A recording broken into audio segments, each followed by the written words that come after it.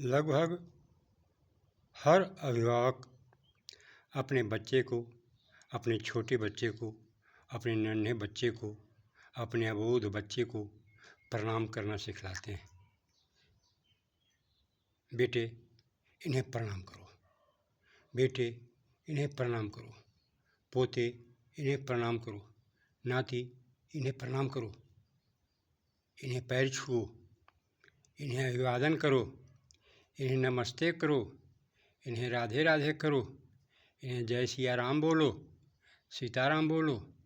बड़ी खुशी की बात है, गर्व की बात है। लेकिन वे बच्चे जब बड़े होते जाते हैं तो प्रणाम करने में भेद करने लग जाते हैं कि इनको मैं प्रणाम करूँगा, इनको मैं प्रणाम नहीं करूँगा। आखिर ऐसा क्यों होता है?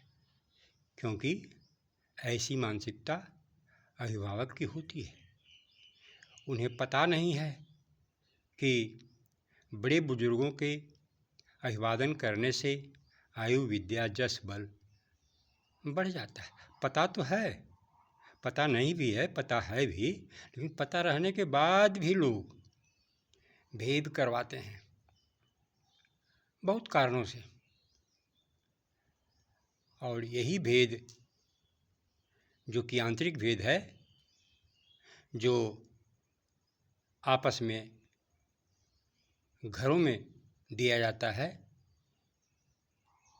कि उसे प्रणाम नहीं करना चाहिए, उसे प्रणाम करना चाहिए, उसे मत करो, ऊंच नीच छोटी बड़ी की भावना बनाकर, गलत भावना बनाकर बच्चों को सिखलाते हैं।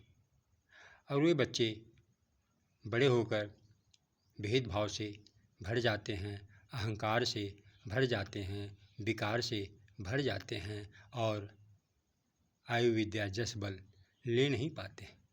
अभिभावक को यह पता होना चाहिए कि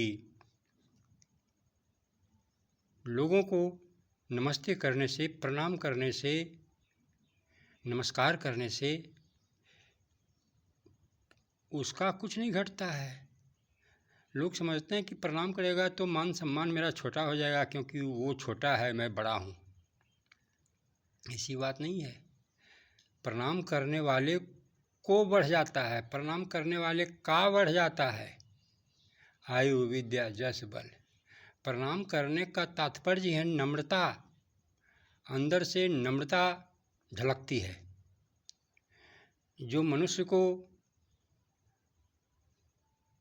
विद्या के लायक, ज्ञान के लायक बनाए रखती है। नम्रता अंततः शांति की ओर ले जाती है, समृद्धि की ओर ले जाती है। और टाइटनेस, करापन, करुआपन, अहंकार मनुष्य को अंततः विनाश की ओर खींचकर ले जाती है। इन सब बातों पर मानव होने के नाते चिंतन करना ही पड़ेगा। तुम नहीं करोगे तो कौन करेगा? अरे बाबा, हम लोग तो गृहस्थी हैं। अरे धर्म गृहस्थी के लिए है। संत तो गुरु का काम करेंगे, गहन अध्ययन चिंतन तप करके अपने आप में खोजेंगे वैज्ञानिक आध्यात्मिक दृष्टिकोण को और तुम्हारे सामने परोसेंगे। यही दायित्व है संतों पर। बाकी तुमको तो पढ़ना है, तुमको तो सीखना है, तुमको गृहस्थी चलानी है। संस्कार गृहस्थी चलाने का मतलब किसी तरह से रुपया कमा लो, किसी तरह से जीवन बिता दो, किसी तरह से भोजन कर लो, किसी तरह से राहें चल दो, किसी तरह से कुछ बोल दो, किसी तरह से कुछ कर लो। यही गृहस्थी है। गृहस्थी का मतलब है सुसज्जित विचारधारा, सुसज्जित व्यवहार, सुसज्जित कर्म, सुसज्जित जो भी बातें हो सब सुंदर ढंग की हो तो जीवन में शांति मिलती है। नहीं तो मनुष्य अशांत रहता है। ओम।